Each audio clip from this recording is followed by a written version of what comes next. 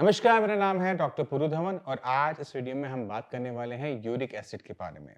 जब भी हम केएफटी की रिपोर्ट करवाने जाते हैं तो क्रिएटिनिन के लेवल, यूरिया के लेवल तो पता लगते ही लगते हैं, बट हमारी रिपोर्टों में अक्सर यूरिक एसिड भी बढ़ा हुआ आता है। और जब पेशेंट अपना यूरिक एसिड बढ़ा हुआ देखता है तो उसके माइंड में बहुत सारे डाउट्स आते हैं, तो उन्हीं डाउट्स को आज हम क्लियर करेंगे इस वीडियो के अंदर।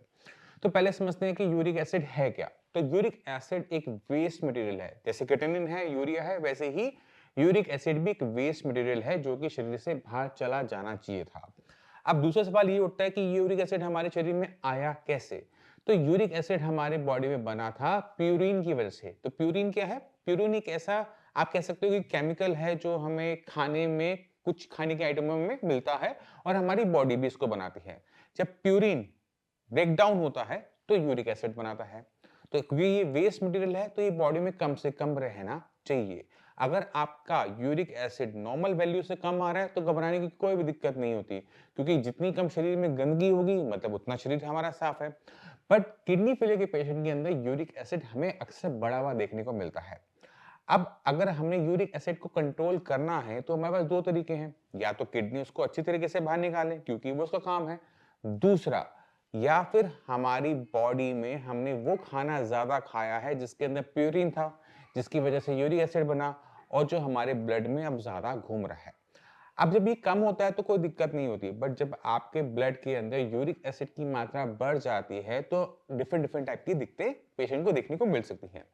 जैसे कह सकते हो कि अगर यूरिक एसिड आपकी जॉइंट्स में इकट्ठा होगा तो क्या होगा? गाउट हो जाएगा, आपके जॉइंट्स में पेन होना शुरू हो जाएगा, आपके छोटे बड़े जॉइंट्स में इन्फ्लेमेशन, सूजन आनी शुरू हो जाएगी और पेशेंट को चलने फिरने में परेशानी होगी। अब ये जो गाउट है, ये जो यूरिक एसिड है, इसको अगर हमने बाहर निकालना है तो हमारे पास तरीके क्या हैं? यानी इसको अगर हमने कम करना है तो हम कौन-कौन से तरीके से इसको कम कर सकते हैं? पहला है खाना। हमें खाने को उस तरह से बदलना पड़ेगा कि हमारे खाने के अंदर प्यूरिन कम जाए, क्योंकि प्यूरिन कम जाएगा तो वो यूरिक एसिड कम बनने देगा, पहली चीज। तो खाने के अंदर जितना प्रोटीन के आइटम होते हैं, दालें हैं, इनको हमें कम करना पड़ता है क्योंकि दालों के अंदर आपको ये ज्यादा देखने को मिलेगा। इसी तरह से पनीर है, वो हमें बंद करना पड़ता है क्योंकि वो हैवी प्रोटीन होता है। और इसी तरह से नॉन वेज वाली फूड आइटम्स हैं वो हमें बंद करनी पड़ती है कि हमारी बॉडी के अंदर यूरिक एसिड कंट्रोल में आए। और तकरीबन तकरीबन यही काम हमें किडनी फेलियर के पेशेंट में क्रिएटिनिन और यूरिया को कंट्रोल करने के लिए भी करना पड़ रहा होता है। तो पेशेंट को इसमें कोई दिक्कत नहीं आती। दूसरा तरीका है कि अगर हम अपनी किडनी की फिल्ट्रेशन पावर बढ़ा लेते हैं तो भी हमारा जो यूरिक एसिड है वो कम हो जाता है। मगर ये उन्हीं पेशेंट में काम करता है जिनको किडनी फेलियर की दिक्कत है। अगर आपको किडनी की कोई कंडीशन नहीं है, सिर्फ आपका यूरिक एसिड बढ़ रहा है, तो वहां पर आपको खाने के रास्ते ही चलना पड़ेगा, खाना आपको बदलना पड़ेगा जिससे यूरिक एसिड आपकी बॉडी में कम बने। और अगर हम चाहते हैं कि हमारी बॉडी से निकलता रहे तो हमें किसी टाइप का माइल्ड डायूरेटिक को यूज करना चाहिए, क्योंकि अगर हम अपनी किडनी की फंक्शनिंग को बढ़ा लेते हैं, यूरिनेशन हम अपनी बढ़ा लेते हैं, तो भी यूरिक एसिड बहुत अच्छे तरीके से कंट्रोल में आ जाता है।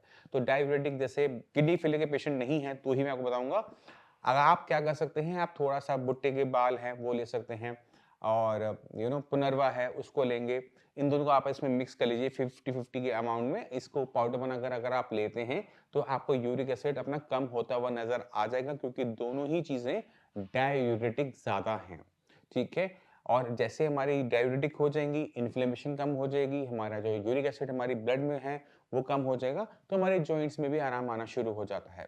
क्योंकि हम आयुर्वेदिक मेडिसिन के बारे में बात कर रहे हैं तो उसे अगर हम लॉन्ग टर्म में भी लेते हैं, लंबे टाइम तक भी लेते रहते हैं, तो भी पेशेंट की बॉडी अच्छा काम करती है, क्योंकि पुनर्वास सिर्फ किडनी पे काम नहीं कर रहा, वो आपके लीवर पे भी काम करता है। तो हमें डुअल बेनिफिट देखने को मिलते हैं जब हम पुनर्वास जैसी कोई चीज लेते हैं।